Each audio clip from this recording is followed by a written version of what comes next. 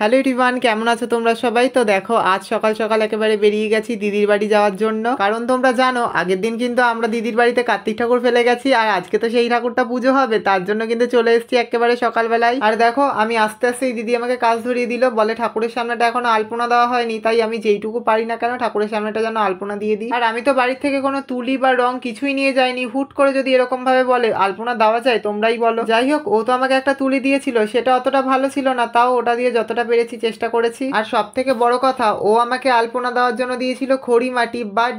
But ওদের মেঝেটায় কিন্তু marble দেওয়া ছিল, খড়ি মাটি দিয়ে আলপনা দিলে কিছুই বোঝা যাবে না। তাই আমি একটু বুদ্ধি খাটিয়ে খড়ি মাটিটার মধ্যে অল্প একটু আলতা মিশিয়ে নিয়েছি, যাতে কালারটা একটু পাল্টায়। আর দেখো, কালারটা কিন্তু লাল না, গোলাপি হয়ে গেছে, যেহেতু খড়ি মাটির মধ্যে আমি আলতা মিশিয়েছি। আর আলপনাটা দেওয়ার পরে খুবই ম্যারম্যার করছিল, এর জন্য আমি অল্প একটু আলতা নিয়ে একটু শেড দিয়ে নিচ্ছিলাম আলপনাগুলোর মধ্যে। তো আমার তো আলপনা দেওয়া কমপ্লিট, কেমন হয়েছে অবশ্যই কমেন্টে জানিও। চলো এখন বাড়ি যাই, কারণ বিকেলে আবার আসতে হবে। তো চলো, বাই।